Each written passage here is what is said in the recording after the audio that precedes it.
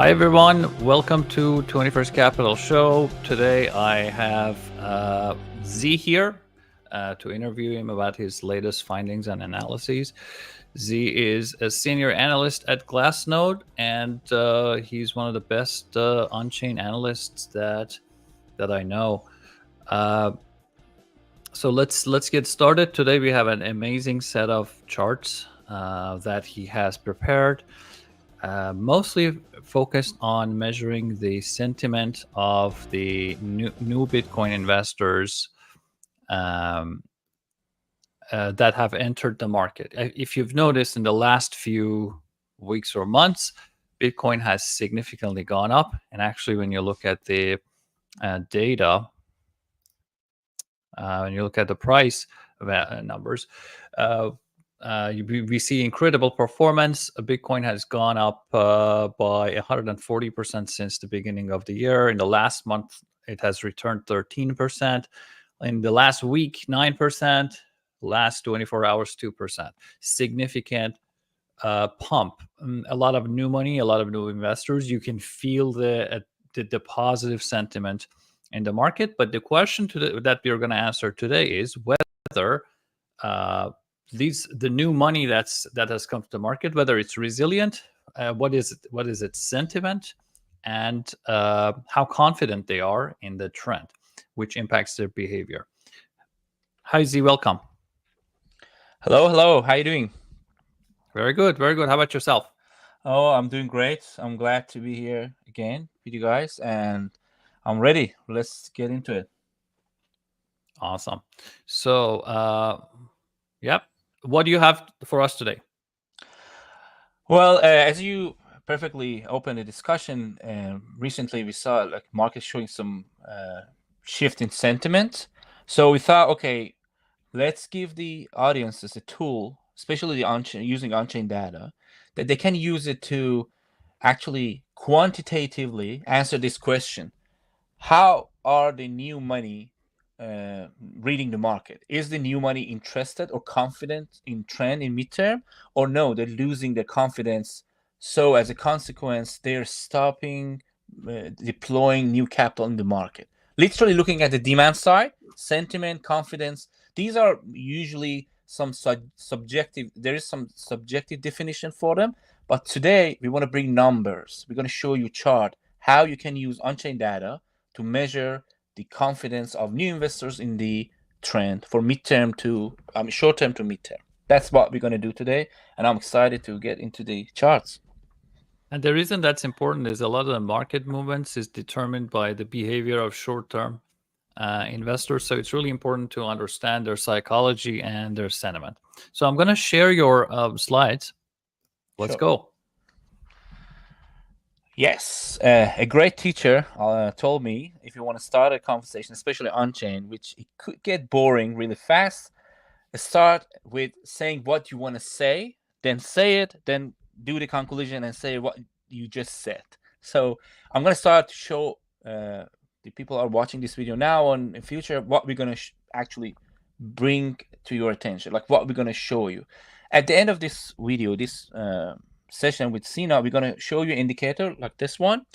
The green and the red always is just interesting to everyone, but there is a meaning into this. The green in this chart is going to show you when the new money, the new investor are overconfident. It measures the confidence of the new investors. When it gets super hot, it gets above a certain threshold. That means they are overconfident. That means they are too optimistic.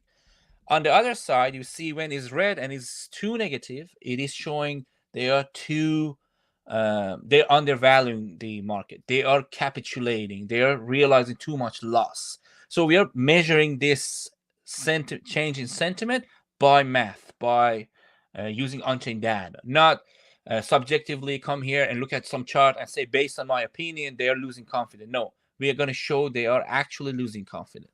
So this is the result after this session, but we have to explain how we measure it, what is behind of all these beautiful green and red bar charts. So if you want, we can start from the beginning. What are new investors? Who are short-term holder? What is long-term holder? We better start to define what is new money, what we call new money in on-chain data or in general.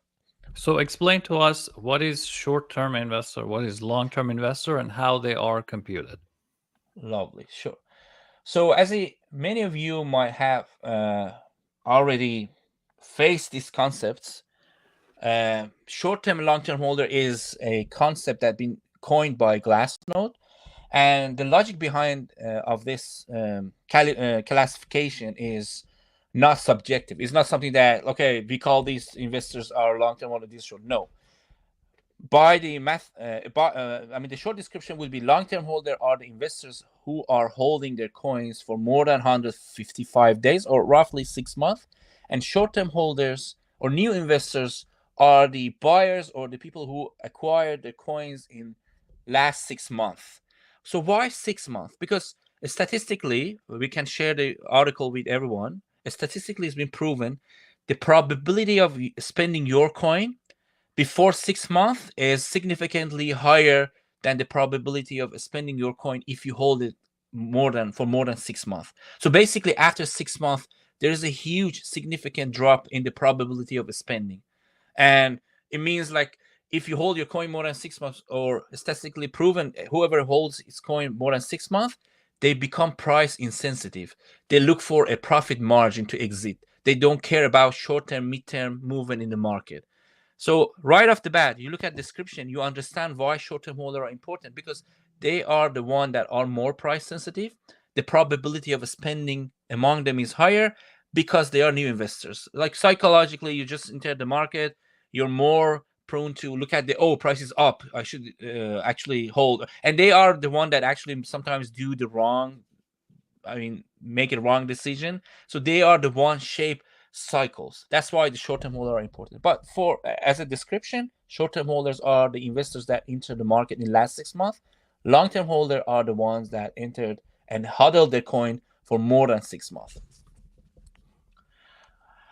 So to show what is happening every cycle, what is this short-term, long-term holder application? What we do that classification. Here you can see the blue line is showing the number of coins that are hodled and are in the pocket of the long-term holder. On the right side, we can see the value. At the moment, they have around 14 million coin are long-term holder, and around 2.7 million is actually huddled, and the short-term holder are in charge of around 2.7 million coins. And as you can see, throughout the bear market, the number of coins that are in control, the long-term holder are in control of, they're growing. Why? Because more people are deciding or forced to be a long-term holder. The coins are actually moving from short-term holder classification. If they are staying dormant for 6 months, they're going to be a long-term holder. But during the bull markets, the long-term holders start to spend. See, their coins start to decline. And at the same time, the number of coins that are acquired by new investor is growing. You can see, like, for example, in 2020 to 2021, before the rally, the short-term holder had around 2.7 million coin. At the end of close to the top, they had 4.6. So around 2 million coin was rotated that during that bull market. That means long-term holder had the opportunity to spend 2 million of their coins, and the new buyers came to the market and start to buy. And that buying pressure, or new money, new investors get exhausted after a while. Obviously, they start to buy and buy, but the higher the price it goes, the less the ability of the new money to meet the supply side, the amount of coin that been spent by long-term holder, it becomes weaker and weaker. That's where actually the top being formed. But this, if just looking visually, you can see cycle by cycle, the number of coin that change hands from long-term holder to short-term holder during the bull markets is getting smaller and smaller. Like the recent cycle, if we say like early January 2024, let's say we call it the beginning of the bull market, the sharp bull market, sharp movement in price, they had 2.2 million. The new investors had 2.2 million coin in their pocket, but close to the top, they had 3.2 million. So around 1 million coin was changing hands during that bull market. But after reaching 74, you could see the demand side actually did not meet the supply side. So the supply side, which is the long-term holder supply, start to grow. They start to huddle. So whenever the huddling or intention to spending reduces and huddling increases, that's when the long-term holder or the long-term investors supply start to grow, and short-term holder are not entering the market. They're not buying at higher prices. Their supply start to decline. That's the sign of their coin is maturing to be a long-term holder, or they're spending and getting out of the market. It's the combination of both. We can see starting almost May, the demand side was exhausted and the supply side didn't have the opportunity to spend at higher price, the price that they wanted to spend. So you could see the huddling started to show some effect in the supply rotation. You could see the long-term holder, the spending was happening up to May. Then after May, their supply is starting to grow again. But in last 2 weeks, you can see since I would say, in last 3 weeks, late September, when the market started to rally above 62, you could see the long-term holders start to spend a little bit, and short-term holders or new investors start to accumulate more coin. So the recent rally incentivized the long-term holder to spend again, and short-term holder actually stepped in and start to buy new coins. That is a good sign. That means the new investors have the appetite. They are interested to buy the coins while the price is going up. So that's why it's important. If you look at the short-term holder or new investors, supply growing, the price they're buying, looking through all these numbers, we can look at the sentiment. Are they interested to buy a coin at a higher price, or they are exiting the market at lower prices? So using these metrics, we're going to get into actually what is the sentiment, how interested they are in buying, or how desperate they are and they are capitulating. So the So next one thing, chart, yeah, before we move on, sure, looks like on this chart, what I'm seeing is in the zoomed out version, the number of coins held by long-term holders versus short-term holders has the highest gap, almost yeah, the highest gap in the history this year. So a lot bigger portion of the market is now controlled by long-term holders. So the market is more and more adopting the long-term strategy, and short-term people had stopped buying as we peaked in at the end of quarter one. yeah. But little by little, essentially they probably had a negative sentiment all the way to perhaps this month. But lately they have begun purchasing again, and that has been fueling the rally. Exactly. That's a fueling. That's actually what fueling the rally. They start to buy Bitcoin, and Bitcoin start to rally.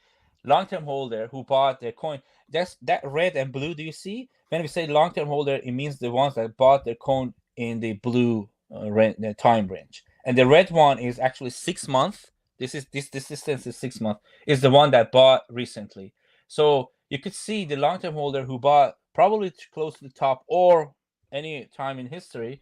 You could see they're spending. So that's a good sign. They're spending, but there's new buyers buying it and price goes up. And the buying side is stronger because we are moving upward. If they were selling and price going down, that means, okay, long-term holder is spending on a little bit loss, and short-term holder, they're buying it, but they're buying it at a little bit discount. But right now they're buying at premium and price is going up.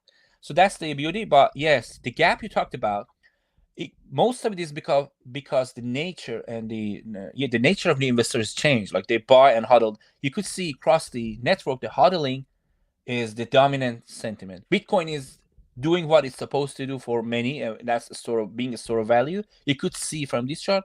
Also, another factor that is causing this gap between short-term and long-term holder is something like ETFs and custodials, because in custodial the big custodial throughout the Bitcoin custodials, the trade and movement happens off chain. The coin is on some wallet, but the ownership is being exchanged.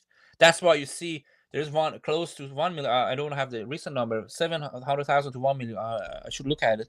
Is owned by ETFs, but they're not. If I sell my ETF share to you, I'm not moving any coin on chain. So on chain, it looks like it's dormant, but I am spending. So I'm a new investor. I'm a new buyer, but it doesn't show itself on chain. But eventually, after a couple of months, when the ETF have their exit and enter the new money in their wallet, you see that movement. So part of it is because of the new way that we're dealing with Bitcoin throughout the proxies like ETFs. But the main reason is the change in the identity of investors from being in this, being fully a speculator to be a hodler. You could see the footprint of hodler is obvious via this chart. It's really Also, interesting. ETF investors are on average a lot more disciplined, a lot more long-term focused, a lot Yeah. more, a lot less trading mentality. So Yeah, yeah. it's interesting. So the second chart I want to show you, because all these chart I'm trying to use here is to justify why looking at the demand side is important, because there is unlimited amount of supply. That's how I put it. Like everyone talk about the balances on exchange. That's irrelevant. If the price goes up at the right price, there is always a seller. So don't worry about the supply side. Personally, I would recommend focus on the demand side. Is there a demand to buy? Is demand side exhausted? Is demand actually ready to buy? Like these things are much more interesting. The second chart I want to show you is trying to, because in the first chart we show, it just literally counted the number of coins it's controlled by new investors or acquired by new investors versus long-term holder or all investors. Via the second chart, we can look at the dollar value, because you might have two coins. I might have two coins. Both of us might enter the market. I mean, roughly at this year, I would enter like 2 years ago. We entered the market at two different times. The number of coins we have is the same. So both of us are, let's say, long-term holder. You bought it last year, I bought it 5 years ago. By the look of it, both of us are long-term holder, and we're going to be counted as long-term holder. And when we look at this blue line, we are treated equally. We are all categorized as long-term holder. But when I bought my coin 2 years ago, I bought at very lower price than yours. So the amount of energy, amount of profit locked in my two coins is much higher than yours, even though we are literally long-term holder. So throughout this metric, which is realized cap hodl waves, I don't like to stick to the technical names. I want to just tell you what does that mean. This chart measures the amount of profit that been locked by short-term holder or long-term holder. So for example, here I just turned off the long-term holder age bands and only showed the 0 to 6 month. When we say, for example, 60% of the wealth locked in the Bitcoin market is in pocket of short-term holder, we mean all that profit we just talked about. Let's say my coin, I bought it at 20,000, you bought your coin at 40,000, and today is the price is 60. And my coin right now has 40,000. If I sell it today, it will release $40,000 of profit. If you sell it, it's going to release 20,000. So that's the money that is entering the market. So new investors, the money that been entered to the market by new investors, we can measure it. Like the recent buyers, the new investors that who entered in the market, how much of that money that was injected to the market is owned by them. You know what I'm trying to do here? Measuring the amount of wealth locked into the market, not coin, wealth that is locked in the Bitcoin market, and divided by the owners. How much of it is owned by short-term holder, how much is by long-term holder. You could see historically, more than 85% of the total wealth at the moment that we measure these metrics was owned by short-term holder during the market tops, like 2018, 2017, sorry, or January 2018, or 2013, 2011, and 2020. 2020, 2021, it was around 85 and sometimes around 90. In this rally, this peaked around 55, 58%. What does that tells us? It means this rally was, okay, it was a long-term rally, but the new holders, the new buyers, even though it was sharp by at the time that ETFs launched, actually you can see this metrics just was skyrocketing, like 2021, early 2021. You could see the demand was there, but as soon as we hit 74, that start to decline, and we didn't have as much as previous bull markets opportunity or time window to do that rotation. So the demand got exhausted fast, and you could see after 70, 74, the short-term holder share from total wealth in the market is declining. Why? Because they are becoming long-term holder. So when we see this thing is rallying, is a sign of market heating up. When this one it goes down, that means the new buyers are not entering market at the pace they used to.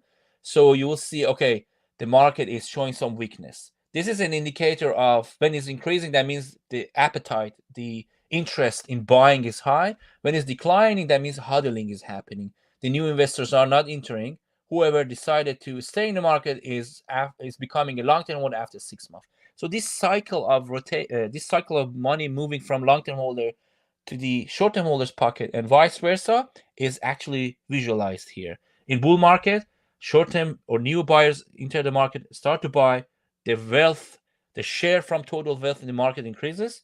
In the bear market, they start to spend. Some of them get out of the market, and some of them stay in the game, and their coin start to actually become a long-term holder. The coin is getting older and older. Therefore, because the new investors are not entering, the share of new investors from the total wealth is declining. So here you can see the cyclical behavior of these short-term holders and see how it is correlated with price. You could see their appetite, their interest in buying is what creating the bull market. It is an obvious concept, but here we showed it via a chart, which is realized cap huddle waves. So these two charts justify why the short-term holder are important. Do you have anything, Sina, on your mind that you could ask, or you think I missed in my explanation? So I was just wondering if you can show us the short term only, so that I'm interested. That's short term only. All of them are short. Okay. Yeah. Okay. What if you switch to long term? Okay, let me turn off the short term. These are the long term. Okay. Yeah. Okay, because I was trying to understand, like, if we can infer anything from the timing of these peaks. But the long-term books actually go meet the bottom when the price stops, and it's completely reversed when you look at the short-term holders. Yeah, it's obvious because the long-term holder in the bear market are literally the ones that are staying in game. That's why their share from total wealth in the market is skyrocketing, and short-term holders are leaving the market or getting capitulated or waiting long enough to become a long-term holder. That's why in the bear market you could see a really huge peak in long-term holder or long-term investors share from total wealth in the market. So that rotation of wealth is really obvious using this metric. But my point is, look at the jump, look at the change of sentiment after early August. Early August, you could see this skyrocket. That means if you look at 6 months before August, it was almost around the time that ETF were launched. You could see when the ETF launched, and they were short-term holder because the ETFs started in January. They were short-term holder. After August, they were classified long-term holder. This jump in the long-term holder share from the wealth in the market shows the majority of those ETF buyers are long-term holder, obviously, and turned out that they are super diamond hand. You could see their share from the total wealth lock in Bitcoin network is skyrocketing. So their long-term holder are not joking, because usually when we hit the bear market or it start to decline, it declines, and during the rally, then we enter the bear market. But it seems it's changed this time. It could be different, actually. You hear that sentence a lot, but it seems already we proven it is different this time. Like long-term holder, even though the price has been weak and we've been just slowly bleeding, in a range, but mostly going down. But the new money that ETFs brought in, they were actually long-term holders, and they haven't sold, and they have now graduated to the long-term holder level. Exactly. And that big jump you see is exactly that reclassification of ETF buyers to a long-term holder after 6 months. So let's look at that buyer side or demand side. So people like Jim Bianco that say all these ETF buyers are degen short-term people. That's wrong then. So far, on-chain data says so, but we don't know. Maybe something happens and they become degen. But so far, no, they have been diamond hands since day one.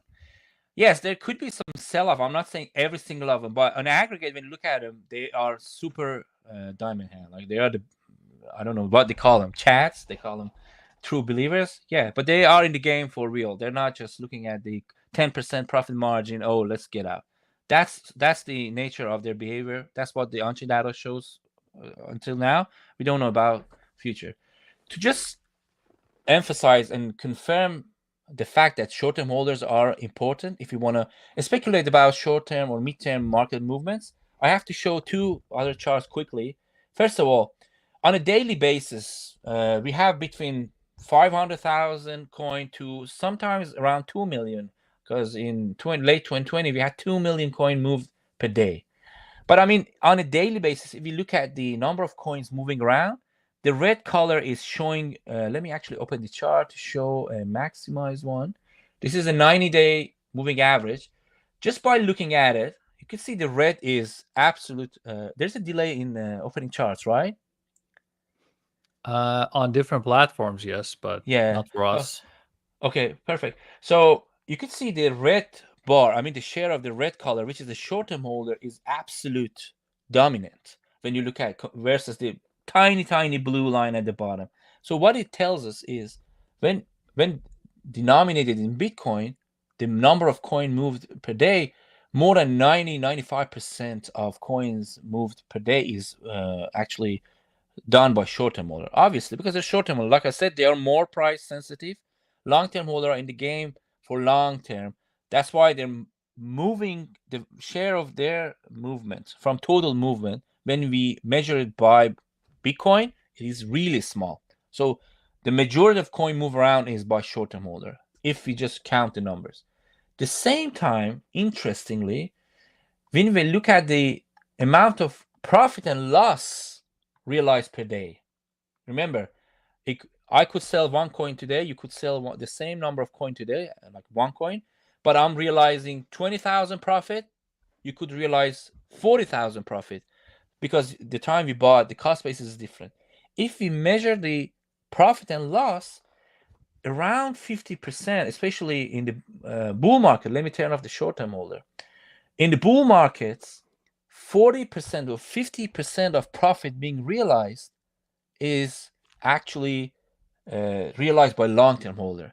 Even though they're moving 5% of the coins, they are responsible for up to 50% of the profit that being taken, I mean, during that rally or that point in the cycle. That what tells us one thing: Bitcoin is acting as a store of value. That's in just real time. They huddle their coin. They're moving and responsible for only 5% of coin moving around, but that 5% have enough profit in them that is responsible for 50% of total profit and loss moving in them throughout the daily movements to the across the network. So that tells us the long-term holder are the one that realize the profit. They release the profit in the bull market, and they are the one that release majority of loss in the bear market. But the short-term holder, if I show the short-term holder, they are 50% as well. Look, the short-term holder, they are in terms of profit and loss, they are the one that realize up to 80 or 70% of the loss in the bear market, and they are almost responsible for about 50% of profit. So even though they were moving 95% of the coins, BTC around, they are responsible for 50% of the profit. So they are not as significant as long-term holder when it comes to profit, but they're significant enough to be actually looked at and be given a weight when we are doing an analysis. That's why I really want to show you how the long-term holder are actually moving small amount of the coin, but they're realizing a huge amount, close to half of the profit and loss. Short-term holder at the same time, and focusing a short-term holder or new investors is going to help us to see when this cycle are being formed, when they are moving a lot of profit. See, like close the red line, the red bar. I should have described it. The strong red is actually profit. The low low opacity, the weaker red is actually the loss. So you could see in the bull market, the short-term holder are responsible for 57 of the profit, and they are actually realizing around 3% loss. And that amount of profit is a red flag. That means they're realizing too much profit, and market is close to be exhausted. And in the bear market, they are realizing almost 57% of total profit and loss, and around 5% profit. That means they are capitulating. They are realizing too much loss. So looking at this change in the share of new investors from profit and loss, again, we can see when the market cycles are being formed. These two charts are telling us why the short-term model are important. They are the ones that are forming the cycles or midterm tops and bottoms by realizing too much loss or realizing too much profit. And Can this you is bring one. back? Can you bring back the long-term people as well? Sure. Okay. So when we are close to the tops, Yeah. I want to just compare the behavior of these two cohorts. So what happens is when we're close to the top, everyone is realizing profits. Okay. Yep. But Yep. most of the profit is being, or maybe half and half, or perhaps like a little bit more than 50% is for short terms. Yep. When we go to the bear market, yeah, so short term people this time gain a bigger and bigger share of the loss Yep. that is being realized. So everyone is realizing loss because even long term holders, their price has gone down significantly. So maybe they have to sell as they realize a little bit of loss. But now you will see short term holders realize a lot of losses. So this Yep. relative strength of loss between short and long term holder is a very good indicator to me, seems to me. Right on. Yes, we can actually get into this in future episodes together. But you are right. Looking at the ratio of the profit and loss between these two cohorts is a great indicator of spotting cycle tops and bottoms. It's not going to show you where it is, but it can tell you with a high probability, possibly the tops in being formed or bottom being formed. It is a great indicator. But today we just want to show how we can focus only on the short-term holder. But you're right. Using these two, we can create a really beautiful indicator that has actually requires its own episode. So far we showed, let's recap what we showed. We showed there is a change of hand. The Bitcoin are changing hand in the bull markets. And we showed the share of the short-term holder new money or new investors are growing during the bull market, obviously, but it peaks out between 50 to 80%, as we show in the realized chart, realized cap waves, and we showed by the volume of the coin moved around per day, or by the volume of profit and loss, short-term holders are responsible for 95% of the volume and close to half of the profit and loss being realized during the bull and bear market. So it's really interesting. They are really effective. That's just what was our intention, to show their effect. Now we know they are, the demand side is responsible for forming the tops and bottoms. We want to use the indicator that are attributed to them to create an indicator that I just showed you at the beginning of this episode. How we can do it? If I want to summarize onchain in one sentence, or like the majority of what we're trying to show in onchain is looking at the incentive of the investors, if they are in profit or if they're in loss. Looking at incentive, the amount of profit and loss they are sitting on is the incentive that determines their next move. And then look at their behavior or reaction to that incentive. If they are in extreme profit, how they're reacting. If they're in extreme loss, how they're reacting. So we look at the incentive, then look at the reaction. Then combining these two, we can find the moments in the market that they are extremely profitable and they are spending like crazy and exhausting the market by taking too much profit. And also we can look at the bear market's bottom and see when they are sitting in absolute loss and they're capitulating, realizing too much loss. And that's actually a definition of bear market form bottom formation. So So let me. yeah, This was a very important point. Let me just emphasize it. We now, using on-chain data, we have the ability to see how much unrealized profit or loss people have accumulated, and then also by different cohorts. But that's exactly. not enough to predict what's going to happen. You might have a lot of unrealized profit, but you may not touch it. But Yep, once it reaches an unsustainable level where you see like you have so much money available, you get even more incentivized to sell some of it. And when you begin selling it, another metric can capture the selling behavior. And so basically what you want to see is for trend reversal, what you want to see is a lot of unrealized profit or loss accumulated, but also you want to get the signal that shows when people are actually taking action to sell or buy. exactly. So that might look so like simple, but measuring this by on-chain data, it is really cool.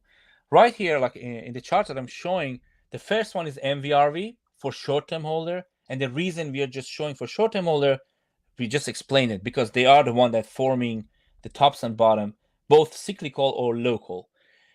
MVRV is a ratio between the price, current price, and the cost basis of the specific cohorts of investor. Here is short-term holder, but like you said, we can measure MVR for long-term holder as well.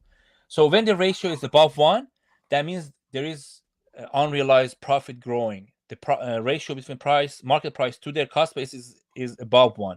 The market is giving them a profit margin. When the number is below 1, that means the price divided by the cost basis is a number below 1. That means they are actually experiencing loss. The unrealized loss is growing. And as you can see, and like in 2017, 19, 2020, around 1.5. That means when by average the short-term holder were sitting on plus 50%, the market started to enter euphoria. You could see huge short-term jump in the MVRV. That means market got deviated from the cost basis, and then market start to experience a correction. How many times we can see this? It's not predictable, but you can see usually the big jump in this metrics, which is equivalent of unrealized profit of short-term holder increasing, is where they are incentivized to spend. It's the half of the story, like I said. So MVRV is showing that unrealized profit going up and down. But when we put this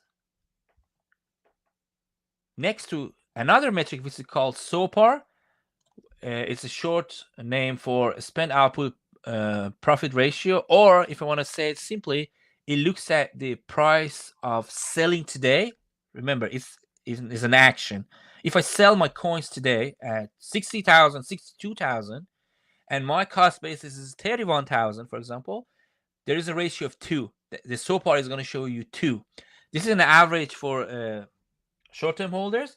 You could see during the crazy moments that we had a jump in MVRV, for example, here, they start to spend. You could see the ratio of the spending price divided by the cost basis is going up.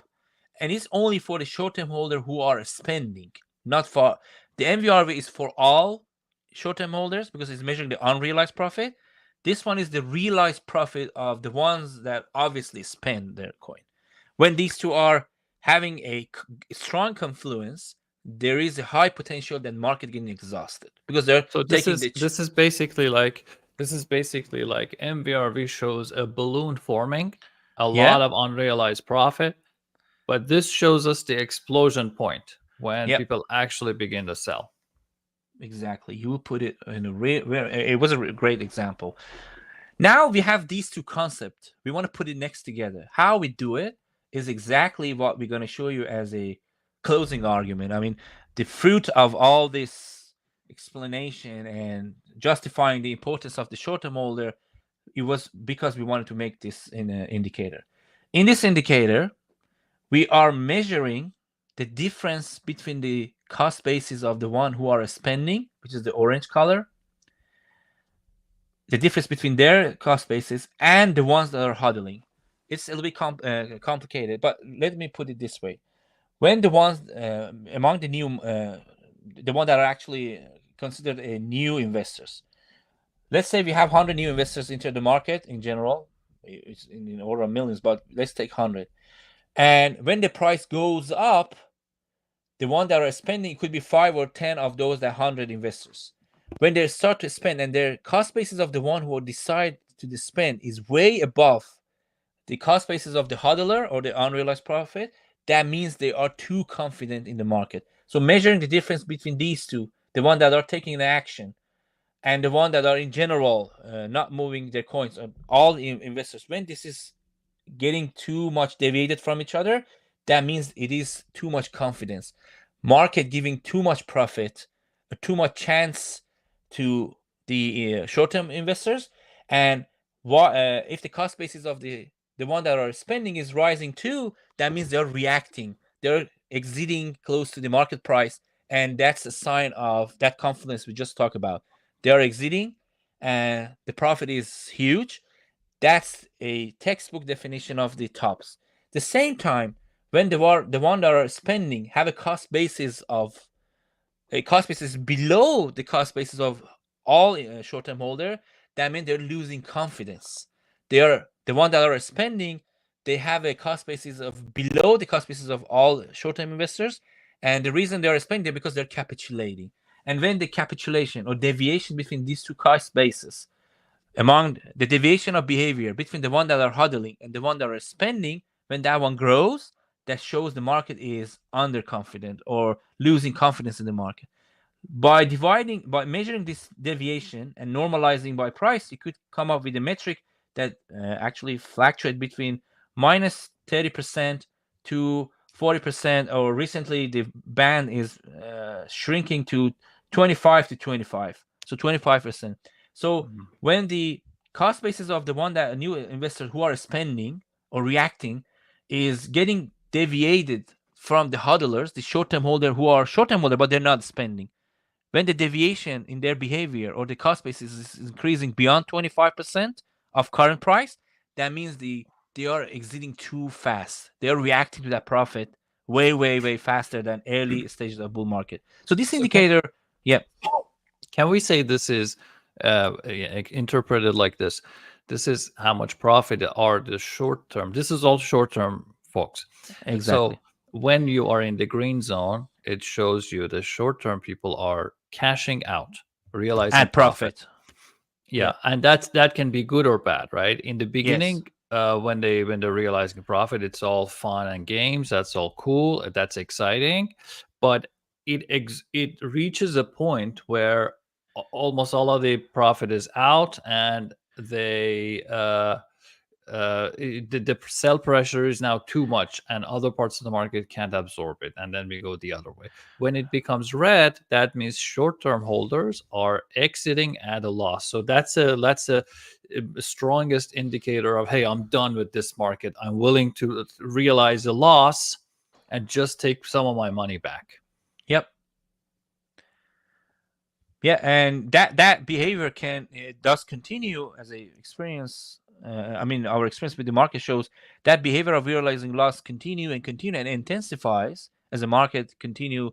The prices continue to drop, and we experiencing the exhaustion. The price weakness.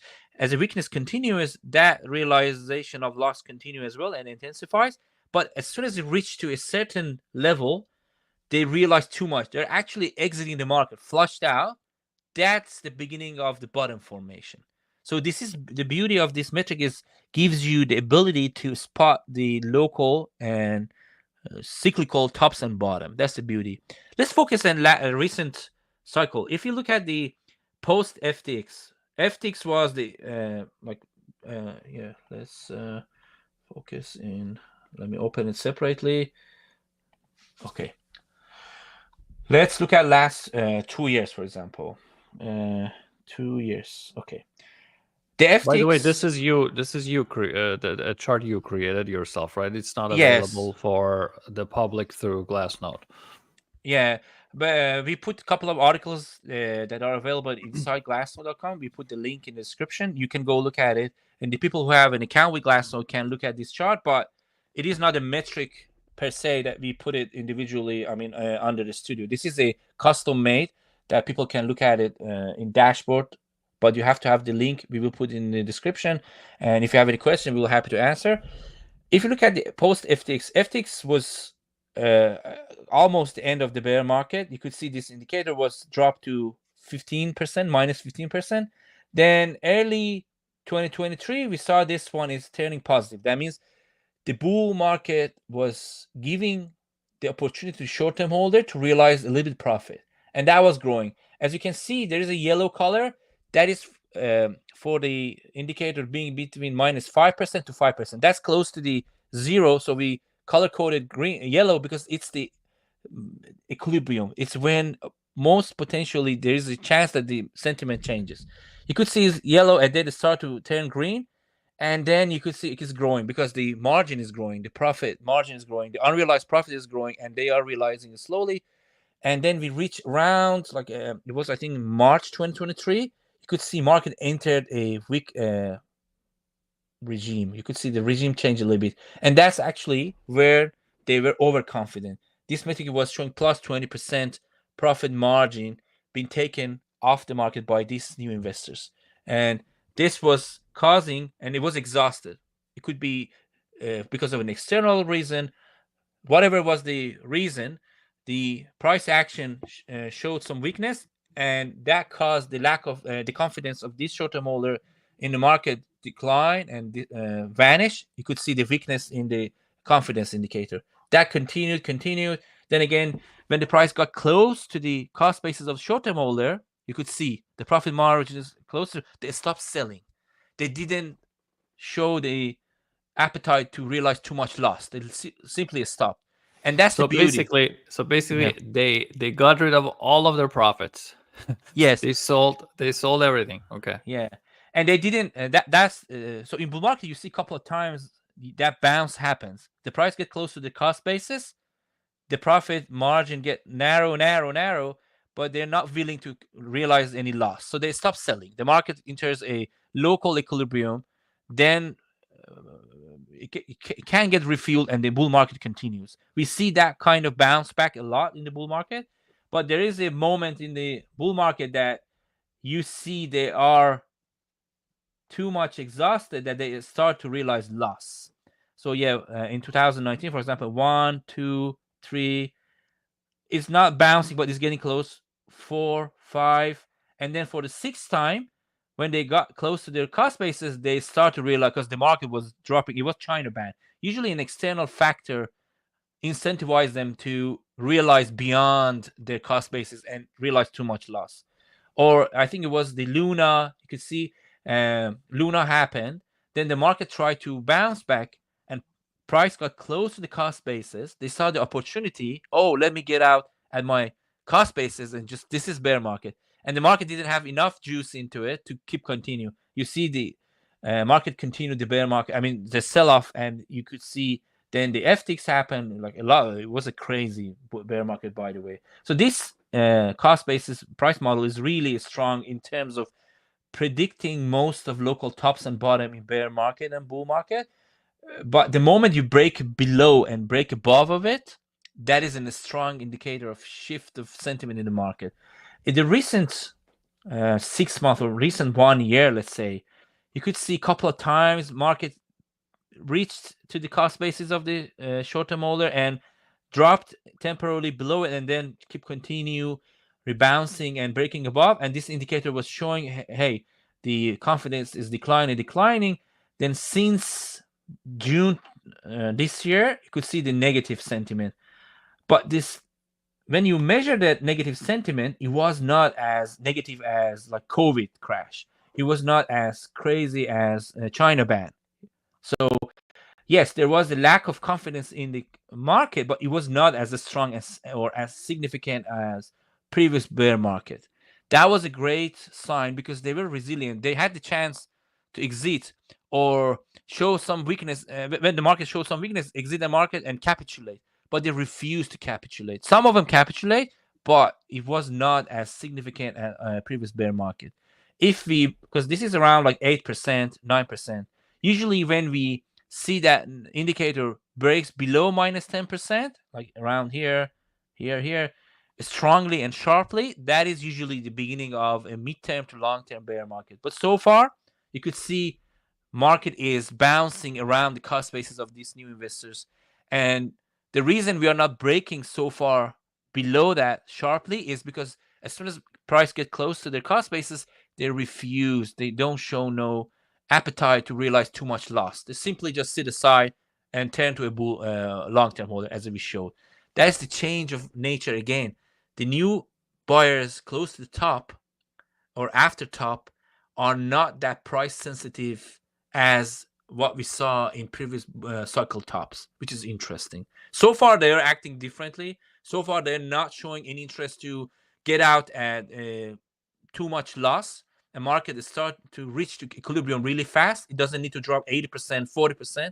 And that is really interesting. There could be a lot of reasons. ETF could be one of the biggest reasons, but also it could be other investors as well looking at Bitcoin differently. And no matter what, this indicator is going to be agnostic. If they decide to realize too much loss, you could see this metric is dropping crazy. And that's the beauty of this metric. And after this long session, I hope you could see how we can measure that lack of confidence or overconfidence structure in the market using on-chain data, not measuring these, because usually we measure these things from our perspective. Our subjective feeling about the market is what we usually use as a reference to say, oh, market seems too bullish, or market is, they're too much confidence in the market, or they're losing their confidence in the market. We usually look at the price itself, but this metric is looking at action. Even hodling is an action. You're taking action to hodl the Bitcoin, or you're spending. That is really interesting. And we focus on the demand side. What is the demand side sentiment by looking at these two metrics? Hopefully that was like clear, but we will be happy through 20 First Capital channels. Please ask us, ping us. Me and Sina will be happy to answer your questions. Yeah, so basically the takeaway from here is short-term holders in this cycle have been resilient, and when they had unrealized losses, they didn't choose to sell, and they have confidence that the trend will continue and the price goes up, and I think they'll be right. What do you think? Yes, so far they've been right, and I would say election would be a really, really interesting day. We will see, because I believe one of the reasons, yes, the nature of the new investors are changed, but also the number of events and people are expecting World War III. So everyone are waiting for this election to happen. I think after election, we will see this band is going to be either broken above or low. My bet is on upside because time is pain as well.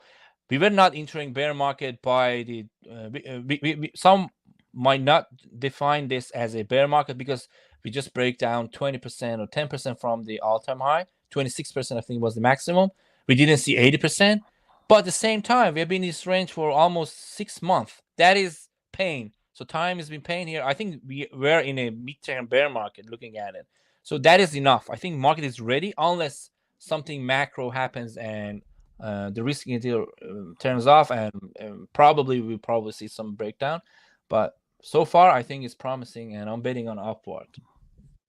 Yeah, time is very important because time puts psychological pressure on short-term investors, and if they're still with us after 6 months, it's a great sign.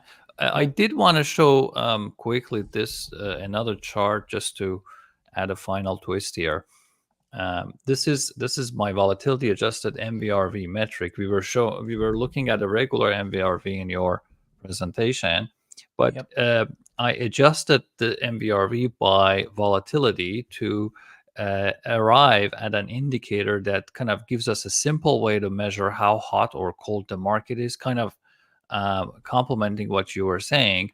This metric goes from 0 to 100, and when it's closer to 100, we have always had the cycle tops, and around 0 is the bottom of the bear market. Now you can see on this chart, we didn't go to a typical bull market top when the ETFs arrived. So we went up quite a bit to about 75%. And it was high, and the market corrected. And now we have kind of cooled off quite a bit, actually below 40. And even though we've had quite a bit of price increase lately, but this metric that's capturing the level of unrealized profit in the market, it's pretty cool. So this kind of confirms what you were saying, that the market is in a cooler state, just waiting for the next stage. And we don't see signs of euphoria yet. We don't see signs of bubble forming. And several of the models that you can use to analyze the valuation of Bitcoin, they all basically say that we are in a very orderly market. And that's a very interesting development. Market has been a lot more volatile in these stages in the past cycles. But it'll be very interesting to see what happens in the next couple of months. Big things might happen. As you said, election is coming up. Geopolitical tensions are developing, and they can always turn into a more significant event. And we will also kind of pass through this phase of uncertainty about the economy. So we're always getting a mix of positive or negative news about the economy. Numbers look good, but there's also some underlying weakness. And towards the end of the year, it will be very clear whether all these signs of weakness are moving in the right direction or in the wrong direction. So and with new president, it feels like we should get a lot of uncertainty taken away, and the market should get ready to move. And we are already actually having some moves. Gold is approaching all-time high. Bitcoin is following, and stocks are up as well. And I just think the end of the year is going to be very good and epic. So let's see. Yeah. Really happy to update the people who are interested in these metrics. I mean, more frequently throughout our sessions in future as well. Like if you have you see interest among your audiences, we'll bring up this chart, because we're going to do a couple of these educational sessions, then come up with 4 or 5 metrics, and when people are familiar with them, we're just going to keep updating them. That would be great plan for 21st Capital audiences and readers. It would be great to do it that way. Awesome. Thanks a lot, Z. Really appreciate your analysis. This is top notch. This is extremely valuable, and we are lucky to talk to you about these things, and we'll continue to discuss market developments in the coming weeks. Oh, my pleasure, mate. I can't wait for the next session. All right. See you all later. See ya.